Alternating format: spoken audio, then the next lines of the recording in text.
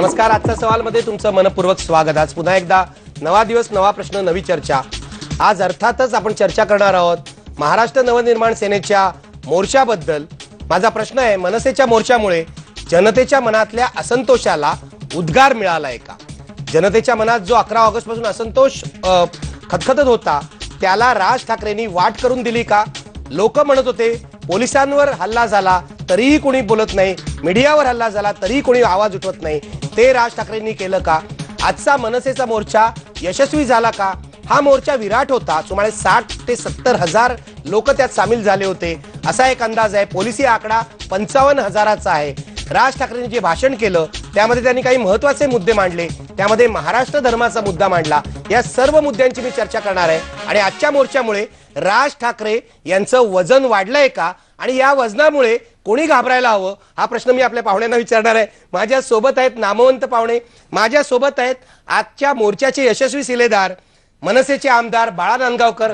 आज ते फ्रेश दिसतात आणि खुश आहेत एवढं चालून सुद्धा, याचं कारण मोर्चा यशस्वी झालेला आहे. माझ्या सोबत आहेत वायसी पवार, माजी वरिष्ठ IPS अधिकारी. माझ्या सोबत आहेत माधव भंडारी, भारतीय जनता पक्षाचे प्रवक्ते. माझ्या सोबत खूप दिवसांनी आहेत राष्ट्रवादीचे आमदार जितेंद्र आव्हाड. जितेंद्र आव्हाड, स्वागत तुमचं. माझ्याकडे बघा जरा, मनापासून स्वागत करतोय. खूप दिवसांनी तुम्ही आलेला आहात, त्यामुळे आजच्या चर्चेमध्ये अधिक रंगत होईल अशी अपेक्षा आहे. माझ्या सोबत आहेत पत्रकार रोहित चंदावरकर सुद्धा, ज्यांनी हा मोर्चा बघितलेला आहे. सुरुवात करतोय अर्थातच बाळा नांदगावकर तुमच्यापासून. जबरदस्त मोर्चा तुम्ही काढलात. गेल्या काही दिवसात एवढा मोठा मोर्चा कोणत्याही राजकीय पक्षाचा मुंबईत दिसला नव्हता, याबद्दल अभिनंदन. पण मला सांगा, मोर्चाच्या मागे तुमचा जो हेतू होता तो साध्य झाला का? कोणाला आव्हान दिलं तुम्ही, सरकारला की आणखी कोणाला? निश्चितपणे निखिलजी, मी तुमच्या मनापासून आभारी आहे. मी काही महाराष्ट्र नवनिर्माण सेनेच्या प्रचारासाठी इथं आलेलो नाही, परंतु असंख्य महाराष्ट्रातून मला फोन आले की आता खऱ्या अर्थाने महाराष्ट्राचं नेतृत्व राज ठाकरे साहेबच करतील आणि करायला पाहिजेत असं आम्हाला वाटतंय. म्हणजे तुम्ही उद्धव ठाकरेंची आज सुट्टी केली तसं म्हणायचं? असं फोन आले. तुम्ही म्हणाले खऱ्या अर्थाने राज ठाकरे नेतृत्व करतील. आता फोन आले ते मी तुम्हाला सांगितलं. फोन आले तर सांगताय, फोन आले ते सांगितलं. आणि दुसरी गोष्ट की मोर्चा हा एकतर तरुण बरीचशी मुलं आहेत. आता आंदोलन हे कशासाठी घेतलं जातं हा त्यातला भाग महत्वाचा होता. पण या आंदोलनाच्या माध्यमातून आमदार म्हणून मी म्हणा किंवा मंत्री म्हणून जे कोण असतील आमचे सहकारी, ते राज्याचे मालक नसतात, तो विश्वस्त आहेत. त्या विश्वासांचं काम आहे की राज्याच्या हिताचे निर्णय घेणे, त्यांच्या मालमत्तेचं संरक्षण करणे, त्यांना योग्य तो न्याय देणे, हा त्यांचं काम आहे. पण जर राज्याचे राज्यकर्ते जर चुकत असतील तर त्यांना वठणीवर आणणे हे सुद्धा महत्वाचं काम आहे. आणि ते वठणीवर आणण्यासाठी तुमची भूमिका काय नेमकी आहे ही सांगण्यासाठी आज ही आझाद मैदानच्या चावडीची आम्ही निवड केली होती. आणि त्या चावडीवरून आम्ही आज राज्यकर्त्यांना सांगितले. आणि मला पूर्ण आनंद आहे एका गोष्टीचा की ज्या उद्दिष्टासाठी आम्ही मोर्चा काढला होता त्या उद्दिष्टात तुम्ही म्हणताय राज्यकर्त्यांना तुम्ही सांगितलं, याचा अर्थ राज्यकर्त्यांना तुम्ही इशारा दिलाय. काय इशारा दिला? जरूर इशारा द्यायलाच पाहिजे ना. खास करून RR पाटील, मला तुम्ही सांगा ना, या राज्यामध्ये देव सुरक्षित नाहीत, या राज्यात लोकप्रतिनिधी सुरक्षित नाहीत, या राज्यात पत्रकार सुरक्षित नाहीत, या राज्यामध्ये संरक्षण करणारे पोलीस सुरक्षित नाहीत.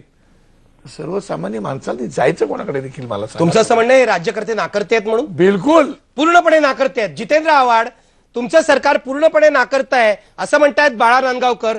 काय उत्तर आहे तुमच्याकडे? आज एवढा प्रचंड मोर्चा त्यांनी काढलेला आहे, तुमच्यावर दबाव आणलाय, काय म्हणणं आहे तुमचं? असं आहे की मोर्चा काढला म्हणजे दबाव येतो किंवा मोर्चा खूप मोठा निघाला म्हणजे नाकर्तेपणा सिद्ध होतं, असं महाराष्ट्राच्या राजकीय इतिहासात कधी घडलेलं नाही. दुसरी गोष्ट की बाळा नांदगावकरांनी जे आधी स्पष्ट केलं की सरकारला जाब विचारण्यासाठी हा मोर्चा काढला गेला. विरोधी पक्षात आहेत, विरोधी पक्षांचं काम आहे सरकारला वटणीवर आणणे असं म्हणता येणार नाही, पण सरकारला जाब विचारणं हे विरोधी पक्षांचं काम आहे. आणि असा चांगला विरोधी पक्ष असावा महाराष्ट्रामध्ये अशी आमची पण इच्छा आहे. आणि त्यांचं विरोधी पक्षाची त्यांची कारकीर्द कायम यशस्वी हो ही आमची भावना आहे. तुमची विरोधी पक्षाची कारकीर्द कायम यशस्वी हो म्हणजे कायम तुम्ही विरोधी पक्षात राहावं अशी त्यांची भावना आहे म्हणतायत? नाही, मला वाटतं की ती आता पहिलीच वेळ आलेली आहेत सभागृहात. परिषदेत एकदा होते त्यामुळे त्यांना आता लवकरच कळेल पुढे काय होतंय ते. पण नांदगावकर ते तुमची काहीच दखल घेत नाहीत. ते म्हणतात किती मोठा आता मोर्चा एक काढा, मिनिट आमच्यावर काय दबाव येत नाही. एक मिनिट हो एक महाराष्ट्राने मिनिट दखल घेतलेली आहे, त्यामुळे तुम्ही दखल घेण्याची आवश्यकताच नाही काय. आणि आता थोड्या दिवसातच कळेल काय होतंय ते. आवाड कळेल तुम्हाला काय होतंय ते. नाही असं आहे फार काय असं आहे की लांब मला नाहीये, तो वाटतं आणि खाली मला वाटतं बाकी की आहे. महाराष्ट्राचे बहुत कुछ बाकी आहे. पहिलं तुम्ही तुमच्या मंत्री महोदयांना सांभाळा, आता गादीवर राहतात की जातात ते बघा. अहो ह्याच मंत्री महोदयांची RR पाटलांच्या विरुद्ध आपल्याला कल्पना असेल निखिलजी की माननीय मुख्यमंत्री स्वतः यांनी गृह खात्याची मागणी केली. आता पुण्याचे बॉम्बस्फोट आल्यानंतर शरद पवार साहेबांनी त्यांच्या आकारक्षमतेवरती ठपका ठेवला. याचा अर्थ किती निष्काळजी आहेत ती. तुमचं असं म्हणणं RR पाटलांना ताबडतोब हटवलं पाहिजे, काढायलाच पाहिजे तो. काढायलाच पाहिजे. जितेंद्र आव्हाड उत्तर द्या. जिथे आवडायला बनवा. जितेंद्र आव्हाड न करा म्हणतायत ते. बाळा नांदगावकर माझे जवळचे मित्र आहेत, त्यांच्या मनापासून इच्छा असेल, पण असं आहे की कोणी सांगितलं म्हणून कोणाला कधी मंत्रिमंडळातनं काढलं जात नाहीत. त्याच्यामुळे त्यांची मनातल्या इच्छा आहेत, त्यांना सगळंच वाटतंय.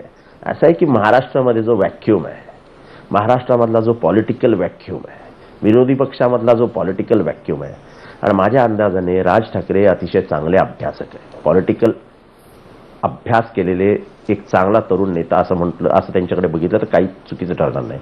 असं आहे की 1966 साली जेव्हा शिवसेना स्थापन झाली तेव्हा बाळासाहेब ठाकरेंचं वय 38 वर्ष होतं.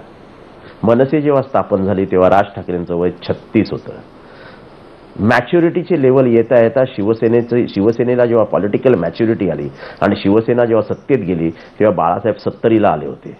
आज बाळासाहेबांची परिस्थिती, सरसेनापती शिवसेना प्रमुख बाळासाहेबांची शारीरिक स्थिती, उद्धव ठाकरेंची शारीरिक परिस्थिती, हॉस्पिटलमध्ये गेल्यानंतर राज ठाकरेंनी केलेलं सगळं इव्हेंट मॅनेजमेंट, पनवेल ते लीलावतीचा झालेला प्रवास, त्याच्यातनं गाडी चालवता चालवता झालेला इशारा की ह्याच्या पुढच्या गाड्या मीच चालवणार आहे, ती गाडी पुढे नेताना आयती संधी मिळाली आणि महाराष्ट्राची पुढची विरोधी पक्षाची आणि खास करून शिवसेनेची स्पेस मीच भरून काढू शकतो, हे आजच्या त्यांच्या कार्यक्रमावरनं मिळालेल्या संधीचा योग्य वापर करणं हा एका पॉलिटिकल स्ट्रॅटेजीचा भाग असतो. महत्वाचा मुद्दा आहे जितेंद्र आव्हाड, तुम्ही खूप महत्वाचा मुद्दा मांडलाय. आपल्यासोबत शिवसेनेचे काय आपल्याला बोलण्याची गरज नाही ना. बरोबर आहे, शिवसेनेचे नेते येणार आहेत, ते तुम्हाला उत्तर देतील. पण मला अधिक गंभीर मुद्द्यांकडे जायचंय. मला पवार साहेब आपल्यासोबत आहेत. वायसी पवार, मला तुम्हाला विचारायचंय, आजचा मोर्चा प्रचंड होता, त्यामध्ये तरुणांची संख्या प्रचंड होती, महिला मोठ्या प्रमाणावर होत्या, पण सगळ्यात वैशिष्ट्य म्हणजे मोर्चा जर 60-70 हजाराचा असेल तर 13-14 हजार पोलीस जे बंदोबस्ताला होते, त्यापैकी ही जी लोअर कॉन्स्टेब्युलरी आहे, पोलीस शिपाई आहे, यांना मोर्चाबद्दल संपूर्ण सहानुभूती होती. याचा अर्थ काय लावायचा? नाही, याचा अर्थ फार साधा सरळ सिंपल आहे. त्या दिवशी परवा जे घडलं आझाद मैदानावरती शनिवारी, ते इतकं भयानक आहे की मला वाटतं एका कॉन्स्टेबलने शिस्तीचा पूर्ण बडगा विसरून जाऊन स्टेजवरती असं करणं, स्टेजवरती जाऊन राज ठाकरेंना फुल दिलं, पोलीस खात्याला शर्मेची गोष्ट आहे. आणि पोलीस खात्याने याचा कुठेतरी विचार करायला पाहिजे. कारण 82 साली आम्ही पोलीस संघटना फार कष्टाने थांबवली, संपवली, आणि तो काही आम्हाला आनंद नाही आहे. परंतु जे पॅरलल ॲडमिनिस्ट्रेशन पोलीसमध्ये यायला बघत होतं, डिसिप्लिन फोर्समध्ये कमांड हीच फायनल असते, आणि कमांड देण्यामध्ये चुकत असतील तर आता खालचे लोक आमचे कॉन्स्टेबलरी जे ते असं करतात. त्या दिवशी लेडी कॉन्स्टेबल्सवरती किंवा येऊन जेंट्स कॉन्स्टेबलवरती यांच्यावरती जे अन्याय अत्याचार झालेले आहेत त्याच्या कहाण्या रोज वर्तमानपत्रांमधून येत आहेत. तरी ह्या सरकारला लाज शरम काही वाटत नाही. आणि मला काही कळत नाही, म्हणजे RR आबांचं सोडून द्या, पण मुख्यमंत्रीसुद्धा काय धृतराष्ट्र बनून बसलेत की काय मला माहीत नाही आहे. आत्तापर्यंत ॲक्शन का होत नाही आहे. अशा परिस्थितीमध्ये एक कमिशनर राहू शकतो, याच्यापेक्षा जास्त दुर्दैव महाराष्ट्राचं कुठलं असेल असं मला वाटत नाही. आणि अशा कामासाठी, अशा कारणासाठी विरोधी पक्षांना मोर्चा आणावा लागतो, त्याच्यावरती शासन बंदी घालतं. मला माहीत नाही बंदी घालायचं कारण काय होतं. ठीक आहे, ते त्यांनी व्हायलन्स केला, ते त्यांना तुम्ही कसं वागवायचं हे तुम्हाला तिथे जो आझाद मैदानाला परवा व्हायलन्स झाला तेव्हा तुम्ही कुठे होते मग? म्हणजे 11 ऑगस्टच्या मोर्चावर बंदी नव्हती, हो. पण ह्या मोर्चावर बंदी आणली. नाही, मोर्चावरती तेव्हा बंदी घातली नाही. कदाचित तुमचं असं नोबल कॉज असू शकतं की बुवा शांतता आणि हे रमजानचा महिना आहे आणि इस्लाममध्ये रमजानमध्ये सगळं आहे म्हणून काय होणार नाही असं गृहीत धरलं, समजा हे सगळं मान्य केलं. परंतु परवाही मी तुम्हाला बोललो तुमच्या याच्यावरती की एवढी शस्त्र फौज पाटा सगळं तयारीनिशी जेव्हा मॉब येतो आणि पोलिसांना वास येत नाही, काही कळत नाही, किंवा तिथे जे घडलंय, जे आत्ता फुटेज दाखवत आहेत किंवा जे ऐकतोय आम्ही की एका डीसीपीला सुद्धा ऐकावं लागलं एका तरुणाला पकडल्याबद्दल, त्या मोर्चाची आणि ह्या मोर्चाची तुलना वास्तविक या मोर्चाला तुम्ही वेलकम करायला पाहिजे होतं. तुम्ही सांगायला पाहिजे होतं की येस तुम्हाला अधिकार आहे तुमचा रोष व्यक्त करायचा. म्हणजे हा मोर्चा पोलिसांना पाठिंबा देण्यासाठी होता. हा, आणि हिंसाचाराचा निषेध करण्यासाठी मी होता. पोलीस हा शब्द वापरणार नाही, परंतु पोलीस हे राज्याचं देशाचं पोलीस किंवा आर्म फोर्सेस जे युनिफॉर्म सर्व्हिसेस आहेत हे देशाची ताकद आहे आणि त्या ताकदीवरती हात घातला गेला आहे, त्याला घाला घातला गेला आहे. तर हे जात धर्म सर्व विसरून पक्षीय राजकारण विसरून एक मताने सगळ्यांनी या निर्णयाला यायला पाहिजे होतं की झालेली घटना अतिशय घृणास्पद आहे आणि याला जे जे जबाबदार असतील त्यांना सगळ्यांना वेगवेगळे रस्ते दाखवले पाहिजेत. ते घडलं नाही, मग याचं दुर्दैव. ते घडलं नाही म्हणूनच एवढा मोठा मोर्चा निघाला. माधव भंडारी, मला तुम्हाला विचारायचं आहे, पोलिसांचा तर एक मुद्दा आहे, पण मुंबईतल्या जनतेच्या मनामध्ये 11 ऑगस्ट पासून असंतोष खतखततोय. 11 ऑगस्टला जे झालं, पोलिसांवर हल्ले झाले, मीडियावर हल्ले झाले, धर्मांध गुंडांनी हे केलं आणि त्यानंतर इतक्या दिवसामध्ये फारशी कारवाई झाली नाही. मी आज RR पाटलांना विचारलं, 23 लोकांना तुम्ही अटक केली जे दंगेखोर होते, पण त्यांचा मास्टर माइंड कुठे आहे? तर म्हणाले 4-5 दिवसात आम्ही कारवाई करू. म्हणजे अजूनही सरकारला जाग येत नाही, म्हणून चिडीतून या मोर्चाला एवढा प्रतिसाद मिळाला का? नाही, ही तर भावना आज समाजामध्ये त्या दिवसापासून आहे. 11 ऑगस्टला आझाद मैदानचा सगळा प्रकार झाला. 18 ऑगस्टला आम्ही मूक मिरवणूक काढली, कारण त्यावेळेच्या तणावाच्या वातावरणामध्ये फार मोठा मोर्चा काढणं आणि त्याला शक्ती प्रदर्शन करणं याच्यापेक्षा आम्ही मूक मिरवणुकीतून भावना व्यक्त करणं अधिक योग्य अशा भावनेतून आम्ही ती काढली. त्याच्यासाठी काय आम्ही लोकांना आणण्याचा प्रयत्न केला नाही. पण मला इतक्या वर्षामध्ये पहिल्यांदा हा अनुभव आला आणि माझ्यासारख्या आमच्या बहुतेक सगळ्या कार्यकर्त्यांना आला की लोकांनी फोन करून सांगितलं तुमची कधी आहे मिरवणूक, आम्ही मिरवणुकीत येणार आहोत. ज्यांचा काही संबंध नव्हता, ज्यांनी कधी आमचं तोंड बघितलेलं नव्हतं, अशी लोक त्या मिरवणुकीमध्ये न बोलावता आलेली होती, स्वतःच्या इच्छेने आली होती. म्हणजे लोकांच्या मनामध्ये ही भावना, ही चीड ही आहे आणि त्या दिवशी आम्ही ती व्यक्त केली. आजच्या मोर्चामध्ये तीच व्यक्त झाली आणि चीड काय येणार नाही. आजच्या लोकसत्तेमध्ये हे जे चित्र प्रसिद्ध झालंय पोलिसांचं, हे प्रातिनिधिक चित्र आहे आणि हे लोकसत्तेने एक संयमाने छापलेलं चित्र आहे. याच्यापेक्षा सुद्धा अधिक भयंकर परिस्थिती झाली. आणि जसं आता पवारसाहेब म्हणाले की पोलिसांच्या किंवा लष्करी जवानाच्या गणवेशाला हात घालणं म्हणजे देशाच्या सार्वभौम सत्तेला हात घालणं, सरकारला आव्हान देणं, सरकारला आव्हान देणं. हा मोर्चा जाती धर्माच्या विरोधात होता असं मला वाटतच नाही. आझाद मैदानचं प्रकरण जे झालं ते हिंदू विरोधी झालं असं मी मानत नाही. अगदी आझाद मैदानचं प्रकरण झालं ते भारत विरोधी झालं, भारताच्या सार्वभौमत्वाला आव्हान देणारं झालं आणि या सरकारने सार्वभौमत्वाला दिलेलं आव्हान स्वीकारण्यापासून पळ काढला. हे वस्तुस्थिती आहे. आणि या विषयामध्ये कुठल्याही प्रकारची कारवाई करण्याची भाषा मुख्यमंत्री, गृहमंत्री, उपमुख्यमंत्री आजही करत नाहीत. आणि हे काय सांगतात, या सरकारचा गेल्या 12 वर्षांचा इतिहास काढा, भिवंडीपासूनचा सगळा. भिवंडीमध्ये 2 पोलिसांना ठेचून मारलं, काय झालं? काही नाही. नक्षलवाद्यांनी इतक्या पोलिसांची कत्तल केली, काय झालं? काही नाही. 26-11 पोलिसांचे, लष्करी जवानांचे बळी गेले, पुढे काय? काही नाही. कालचं 11 ऑगस्ट पोलिसांच्या कपड्यांना हात घातला गेला, महिला पोलिसांचा विनयभंग केला गेला. सगळ्या जगाने सरकारने काही केलं नाही. तरी सुद्धा जितेंद्र आव्हाड, तुम्ही उत्तर द्या. तुम्ही मगाशी शिवसेनेच्या मुद्द्याकडे हा सगळा विषय वळवलात, पण हा खरा मुद्दा आहे. सरकारला आव्हान मिळालं 11 ऑगस्टच्या मोर्चातून, तरीही कारवाई झालेली नाही, मास्टर माइंडना अजून अटक केलेली नाही. उत्तर द्या. असं आहे की भंडारी साहेबांच्या एका प्रश्नाचं आधी उत्तर देतो की 12 वर्ष नाकर्तेपणाचं सरकार आहे. नक्षलवाद्यांचं त्यांनी उदाहरण दिलं. जनते, महाराष्ट्राची जनता हा प्रोग्राम बघत असते म्हणून सांगतो की दातेवाड्याला 72 लोक बसमध्ये मारली गेली.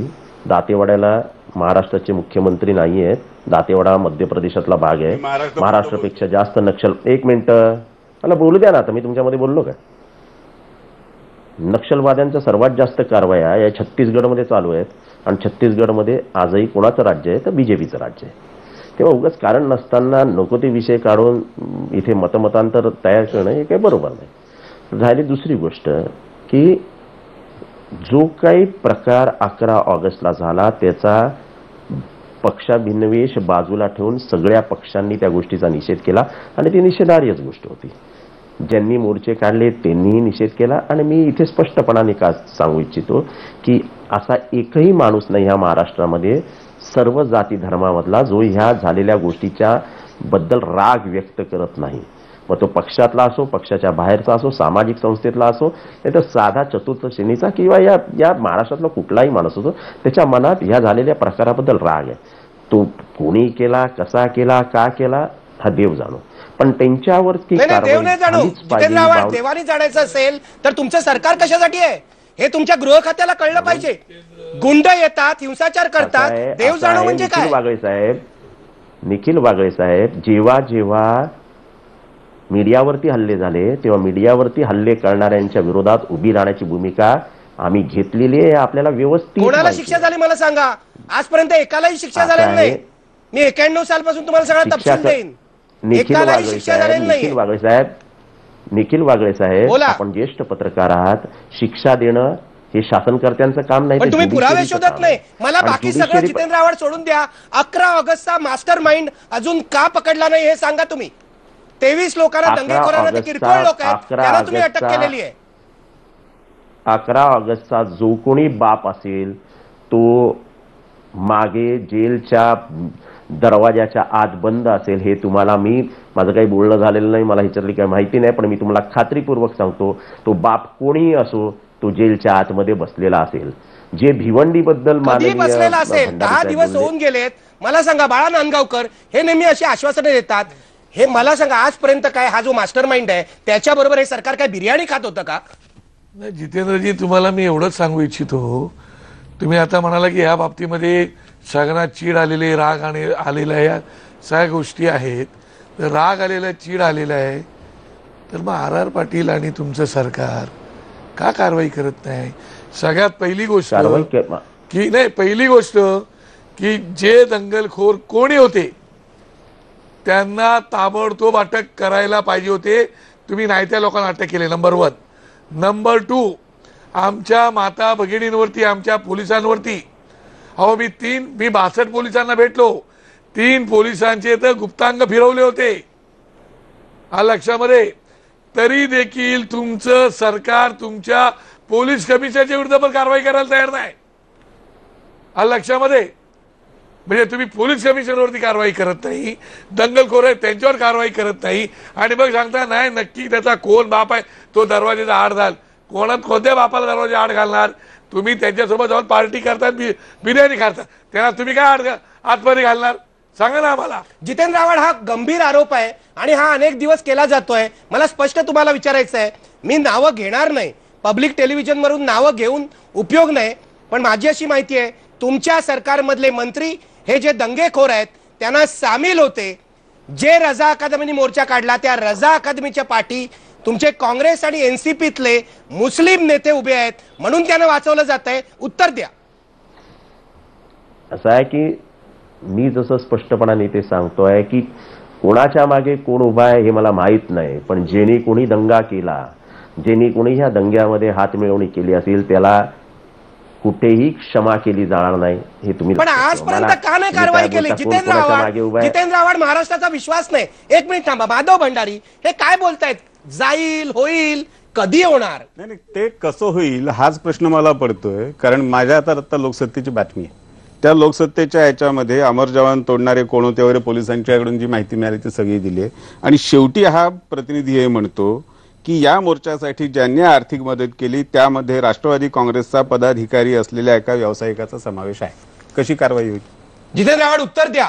लोकसत्तेत आज छापून आलेली बातमी दाखवतायत माधव भंडारी. उत्तर द्या. असं आहे की प्रत्येक आलेल्या बातमीमधनं जर नाव हे करायला लागलं तर मला प्रत्येक पक्षाची वेग द्यावी लागेल.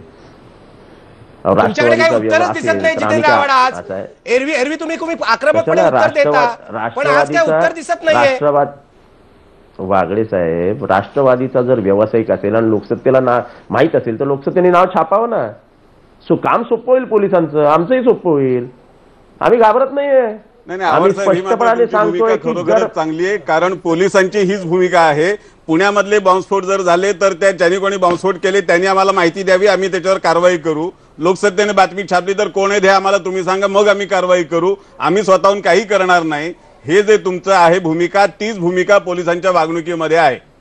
म्हणजे चोराने चोरी केली तरी तुम्ही कारवाई करणार नाही, कारण चोर कोण आहेत आम्हाला माहित नाही. तुम्ही चोराची नावं द्या, मग आम्ही शोधू. एकीकडे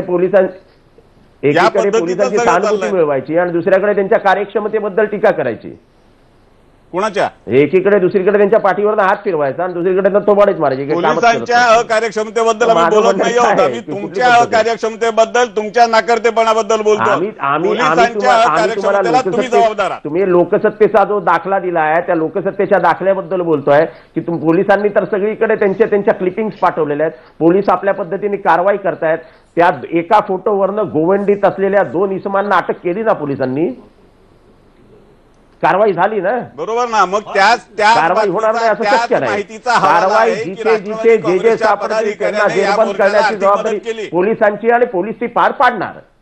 नाही, राष्ट्रवादी काँग्रेसने एखाद्या पदाधिकाऱ्याने जर या मोर्चाला आर्थिक मदत केली असेल तर तुमची राष्ट्रवादी त्याला असं आहे की मोर्चाला आर्थिक मदत करणं किंवा मोर्चाला सहकार्य करणं हे काय गुन्हा नाही आहे. अच्छा, म्हणजे तुम्ही हे मान्य करताय की त्यांनी मदत केली असेल? तुम्ही हे मान्य करताय आवाड काय की त्यांनी मदत केली असेल म्हणून? काय मान्य करतोय की त्यांनी मदत केली असेल, हे काय चूक आहे असं तुम्हाला वाटत नाहीये? असं आहे की मोर्चाला जर कोणी आर्थिक सहाय्य केलं असेल आणि त्यांनी त्या दंग्यासाठी सहाय्य झालं असेल तर त्याला अटक करणं हे पोलिसांचं कर्तव्य आहे. त्याचं मी समर्थन करीन. म्हणजे तुम्हाला असं म्हणायचं आहे का की आझाद मैदानावरती जमलेल्या 25,000 लोक गुन्हेगार आहेत म्हणून? मला सांगा जितेंद्र आव्हाड, ज्या पक्षाचा गृहमंत्री आहे त्या पक्षाचा जर एक माणूस मदत करत असेल तर त्याला अटक कशी होणार? जितेंद्र आव्हाड, 1 मिनिट थांबा. पवार साहेब, मला तुम्हाला स्पष्टपणे विचारायचं आहे, हे जे कोणी मास्टर माइंड आहेत, आपण गेले 2 आठवडे याच्यावर चर्चा करतोय आणि तुम्ही त्यामध्ये सहभागी होतात. यामध्ये काही काँग्रेसच्या मंत्र्यांचे समर्थक आहेत, राष्ट्रवादीचं त्यांनी वाचून दाखवलं, त्यामुळे यांना वाचवलं जातंय का? नाही, असं आहे की पोलिसांना जर त्यांचं काम चोख पार पाडायचं असतं तर हे पकडणं वगैरे हा नंतरचा भाग आहे. हो, म्हणजे तिथे आझाद मैदानमध्ये एवढं चालू होतं आणि पोलिसांनी काही केलेलं नाही. जे करत होते काम त्यांना अटकाव करण्यात आलाय पोलिसांना करण्यापासून. त्यांच्यावरती कारवाई होत नाही. तुम्ही काय आरोपी शोधणार आणि काय गुन्हेगार शोधणार आहे? आता त्यांना पाठिंबा होता का नाही हा तर आणखीन फार पुढचा भाग आहे. पाठिंबा असेल तर आणखीन अशक्य आहे. त्यामुळे पकडण्याचा काही प्रश्न येत नाहीये. आणि पकडायचं नुसतं नाटक करता येतं. आणि मी खूप वर्ष हे नाटकं बघितलेले आहेत आणि करणाऱ्यांना वटणीवरती पण आणलेलं. प्रश्न असा आहे की त्यांनी स्पष्ट सांगावं की हे शक्य नाही आणि आमच्याने होत नाहीये आणि गृह खातं आता आमच्याकडनं काढून घ्यावं. त्याचं कारण असं आहे की किती परीक्षा द्यायच्या लोकांनी तुमच्या. आणि आज आता मला सगळ्यात दुःख एका गोष्टीचं आहे, मी कुठलाही राजकारण नाही, राजकारणात मला रसही नाहीये. प्रश्न असा आहे की ज्या वेळा लेडी कॉन्स्टेबल्स आणि कॉन्स्टेबल्स यांच्यावरती अत्याचार तिथे होत होते त्याच वेळा या लोकांना पकडणं सोडा, तिथल्या तिथे त्यांच्यावरती कारवाई का झाली नाही याचं उत्तर कोण देईल? कोणीतरी याचं उत्तर दिलं पाहिजे. आयदर पोलीस कमिशनर किंवा मग गृहमंत्री यापैकी कोणीतरी द्यावं. आणि गृहमंत्री येत नसतील तर मग पक्षाचे जे आता आलेले आहेत त्यांनी तरी सांगावं की पक्षाची भूमिका काय.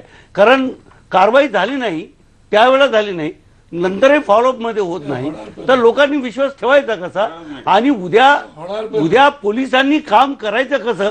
इथून प्रॉब्लेम सुरू नाही. अजूनही आर पाटील म्हणतात बाळा नांदगावकर 4-5 दिवसात कारवाई करू, याला काय अर्थ आहे? मी आठवण भिवंडीचीच करून देऊ इच्छितो. मुद्दा जी मगाशी तुम्ही बोललात, भिवंडीमध्ये ठाणा कमिशनर त्यावेळेला शिवानंदन साहेब होते आणि RD शिंदे यांच्याकडे भिवंडीचा चार्ज होता.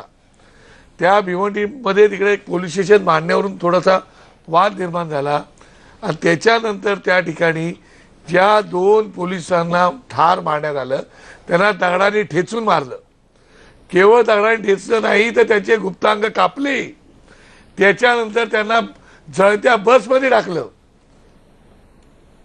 तुम्ही जर माहिती घेतली तर मी तुम्हाला नक्की खात्री देतो आता एक DCP सस्पेंड केलेला आहे. त्यांचं मी नाव मुद्दाम सांगू इच्छित नाही. मला मिळालेली माहिती आहे की गृहमंत्र्यांनी तिथे कारवाई करायची नाही अशा प्रकारचे आदेश दिले होते. काय करणार तुम्ही सांगा? जर अशा प्रकारचे जर तुम्ही लोकांना दंगेखोराला जात धर्म कुठलाही नसतो, तो दंगेखोरच असतो आणि त्याला कोणी पाठीशी घालता कामा नये. पण त्याच्यावर कारवाई झाली नाही. तर असं जर तुम्ही करणार असाल जितेंद्र आव्हाड साहेब, तर कोण कारवाई कशी होणार मला सांगा ना. काय महाराष्ट्राच्या लोकांनी तुमच्याकडे विश्वास ठेवायचा? काय पोलिसांनी मार खायला जन्म घेतलेला आहे? कशाला पोलिसांना तुम्ही काट्या दिलेल्या आहेत? बाळासाहेब, महाराष्ट्रातल्या पोलिसांच्या नशिबामध्ये मार खाणंच आहे. 11 ऑगस्टचा प्रसंग झाल्यानंतर 13 ऑगस्टला जे फ्लायओव्हरच्या खाली नागपाड्याच्या सिग्नलवर हवालदाराला मारलं आणि त्या हवालदाराला मारल्यानंतर मारणाऱ्या तरुणांना ओळखलेलं असताना, त्यांची नावं मिळालेली असताना त्यांच्यावर काही कारवाई करायची नाही अशा तऱ्हेच्या सूचना दिल्या गेल्या. म्हणजे एकूण सरकारची भूमिका बोटचेपी आहे असं तुमचं म्हणणं आहे? बोटचेपी नाही, त्याहून वाईट आहे. बोटचेपीपेक्षा वाईट शब्द वापरला वाईट पाहिजे. आहे. मला तो शब्द वापरण्याची इच्छा होत नाही. मी थोडं बोलताना सभ्यता बाळगण्याची माझी नाही, मराठीत अनेक शब्द आहेत. नाही, मला माधव भंडारी वापरा.